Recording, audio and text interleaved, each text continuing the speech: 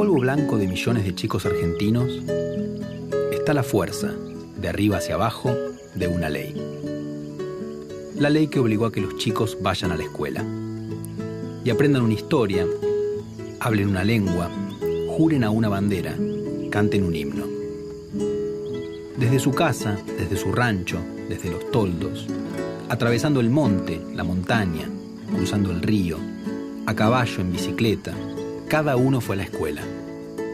Pero bajo ese guardapolvo blanco también se guardaron otras lenguas, banderas, himnos, otras historias.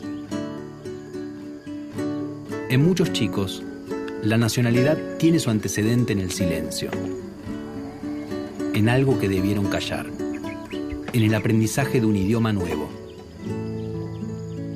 en palabras distintas a las de su familia. Buen día, alumnos. Buen día, señor. En orden, pasen al salón.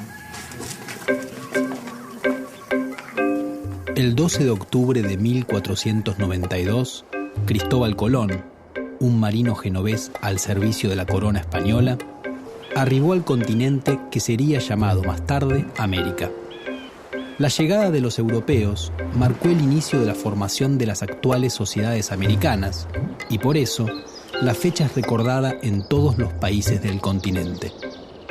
A partir de los viajes de Colón comenzaron las exploraciones en la región y pronto empezó su conquista a través de la fuerza.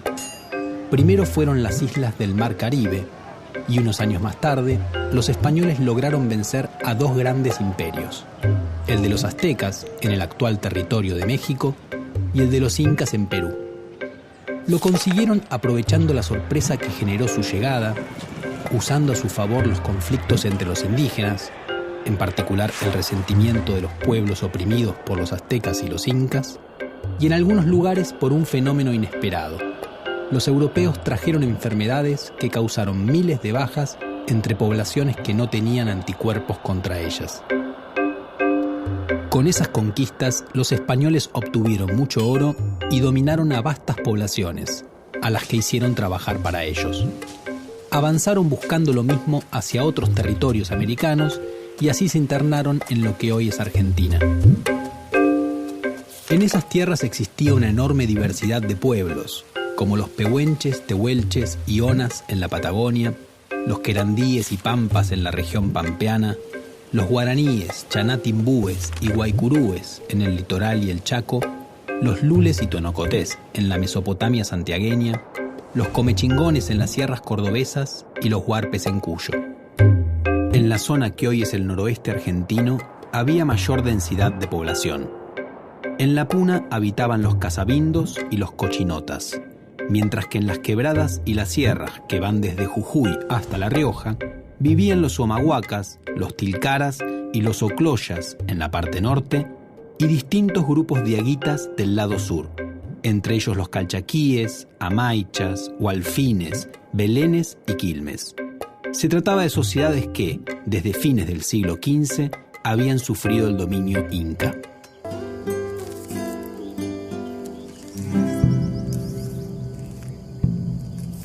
La conquista del territorio que hoy es argentino fue lenta y complicada para los españoles. La primera expedición importante llegó en 1536 al Río de la Plata y fundó la ciudad de Buenos Aires, que debió abandonar unos años más tarde ante la presión de los querandíes. La misma expedición fundó Asunción, actual capital de Paraguay, y logró consolidar esa ciudad en medio de las tierras guaraníes.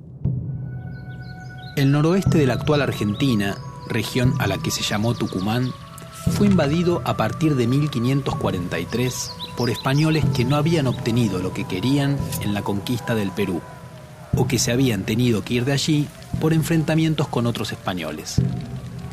Sus progresos en el Tucumán fueron lentos, porque encontraron una fuerte resistencia indígena y porque hubo conflictos entre los mismos españoles. Los conquistadores fueron apoyados por algunos grupos indígenas, a los que llamaron indios amigos. En general, los grupos nativos que anteriormente habían sido aliados de los incas colaboraron con los españoles y los ayudaron a combatir contra otras comunidades indígenas con las que ya venían luchando desde antes. Los españoles fundaron varias ciudades en el Tucumán, pero un levantamiento indígena en 1562 las destruyó todas, con excepción de Santiago del Estero, que fue sitiada. El levantamiento fue sofocado y en las décadas de 1570 y 1580 los españoles fundaron otras ciudades y consolidaron su poder sobre el litoral y el Tucumán. Sin embargo, allí la resistencia indígena se mantuvo durante mucho tiempo, en particular en los valles calchaquíes. Hablamos sobre el 12 de octubre. No me toja, tojaje no me toja, no me 12 de octubre, ¿caché? 12 de octubre, ¿no? Les escribiré en el pizarrón así, 12 de Nati octubre. tuchisaje, tojmak mes, picuela, octubre. Octubre. Es muy difícil de pertenecer a una cultura, una cultura minoritaria, ¿no? Es muy difícil eso. Es muy difícil ser wichí ir a una ciudad. Es muy difícil ser wichí ir a un almacén. Es muy difícil ser wichí ir a un hospital. Bueno, cuentan que vino gente de muy lejos.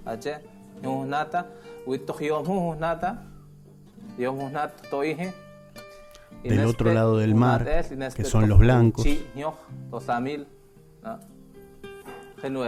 ellos habían descubierto tierras nuevas y al adentrarse en estas tierras se encontraron gente y que no eran los wichís sino otros indígenas, pero ya estaban en este continente. Después empezaron a matar a aquel que se le oponía,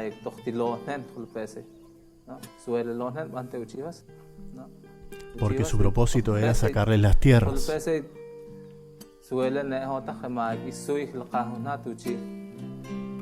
Querían que los indígenas se vayan de sus tierras.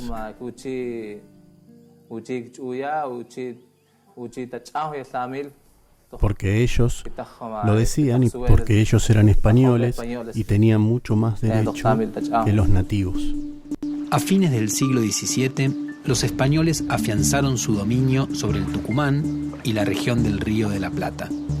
No controlaron, sin embargo, todos los territorios que hoy forman la Argentina. La amplia región del Chaco, el sur de las Pampas y toda la Patagonia estuvieron en poder de distintos grupos indígenas hasta mucho después del fin del dominio español en América. Esos pueblos tuvieron periodos de fuertes enfrentamientos con la sociedad hispano-criolla, pero también comerciaron mucho con ella y los contactos amistosos fueron frecuentes. También los indígenas experimentaron cambios a lo largo del tiempo. En el siglo XVII, grupos araucanos o mapuches, provenientes de lo que hoy es Chile, se instalaron del lado oriental de la cordillera de los Andes y fueron conquistando o mezclándose con grupos locales, dando lugar a nuevas etnias.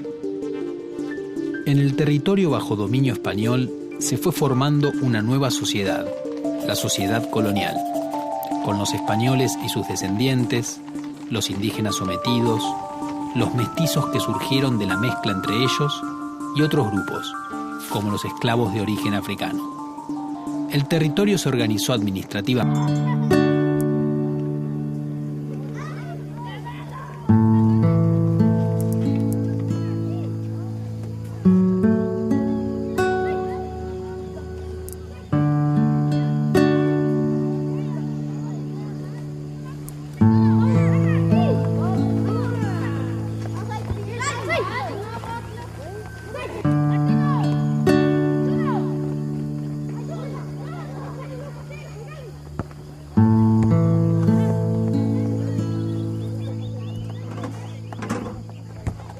Por ahí decimos nosotros, ¿a dónde comienza y termina la cultura del wichí? Nosotros lo que tratamos de hacer es que, por ejemplo, estudien, se formen, se capaciten, para que el día de mañana puedan ellos defenderse por sí solos, que no necesiten gente como nosotros. Pero si vos hablas con ellos te van a decir, para nosotros es un día de luto, el 12 de octubre no existe. Como no existe muchas veces el hecho de de cantar Aurora o de izar la bandera. Para muchos aborígenes eso no representa nada. El wichí y el criollo, ¿qué parecido tienen? ¿Saben qué parecido tenemos nosotros? ¿Los wichí y los criollos? Por ejemplo, ¿cuántas piernas tengo yo? Son 2. ¿Y ustedes? Son 2. ¿No? ¿Cuántos brazos tengo yo? Tengo 2 brazos. ¿Y ustedes? Tienen 2 brazos también. Es el, o sea, lo parecido que tenemos nosotros, ¿no? Entre el wichí, entre el criollo, entre los flancos, entre los toba, entre los mocovíes. Todos somos. ¿Qué somos nosotros? Aparte de ser wichí, de ser criollo, de ser blanco, de ser toba, de ser mocoví. Somos personas. ¿Mi idioma? Sí. No sé. Sí, no. Tulu es vaca. No. Hemen. Hacemos casa, es que van por casa. Tele. No. Y boca se dice toca. Hola. No te es un conejo. En 1776, las gobernaciones que ocupaban el actual territorio argentino dejaron de pertenecer al Virreinato del Perú y fueron incorporadas al nuevo Virreinato del Río de la Plata.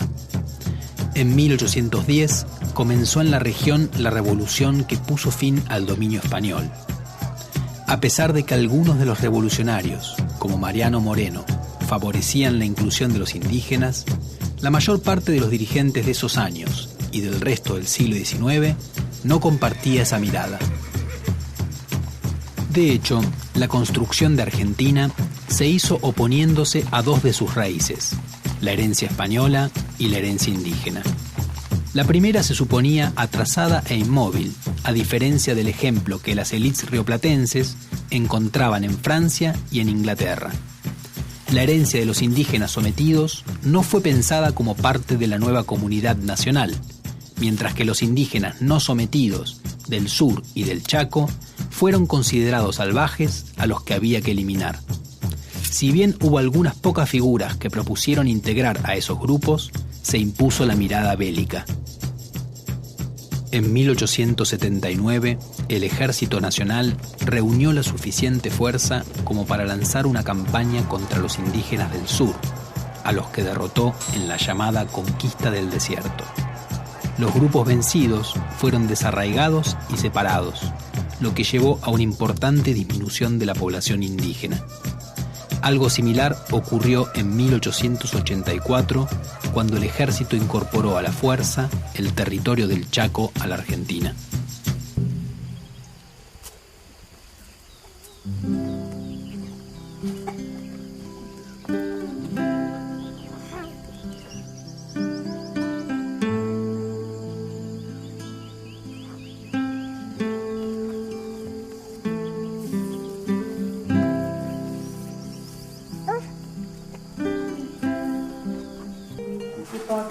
Nos enseñan la otra parte de la historia que a ellos les conviene que escuchemos. Nada más hablan de una historia, de una conquista, que nos conquistaron los españoles. ¿Por qué no hablan en las escuelas de esa matanza que hubo con los indígenas? Es un dolor muy grande para nosotros porque recién nos damos cuenta que murieron muchos indígenas. Creo que cuando llega el 12 de octubre no tenemos que festejar, sino quedarnos en nuestras casas. Ese es mi pensamiento.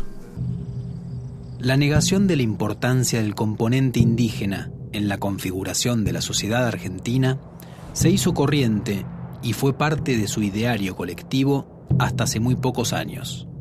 No le ocurrió lo mismo a la herencia española, que tras un siglo de rechazos, fue recuperada para el momento del centenario de 1910 como un componente clave de la argentinidad.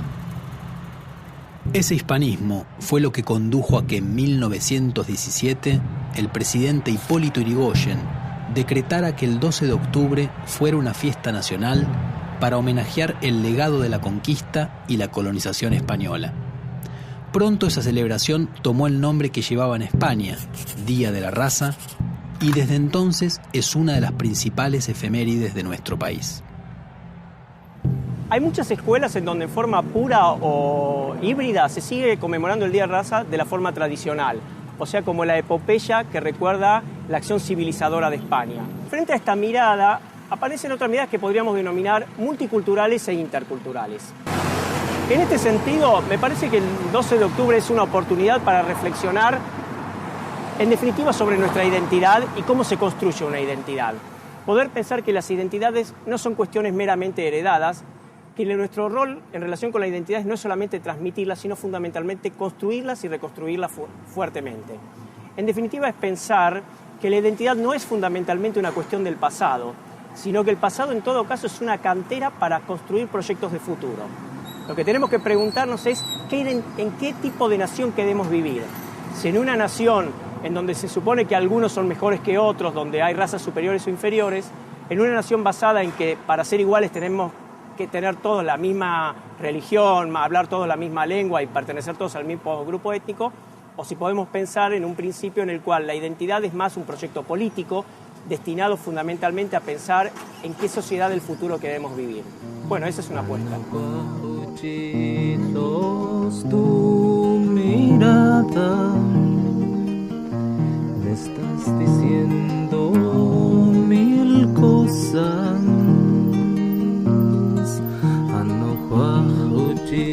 Tú no hablas.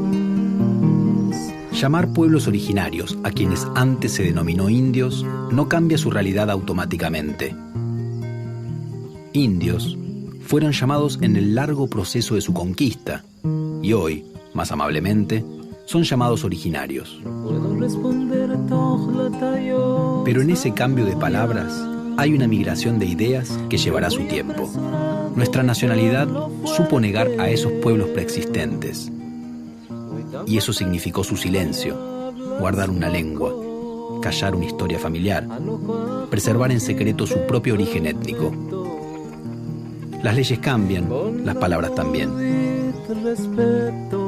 Hoy ponemos el oído en ese silencio antiguo, resistente, defensivo. Quizás hay que esperar y seguir esperando para un verdadero encuentro cultural. Quizás haya que hacer un poco de silencio también.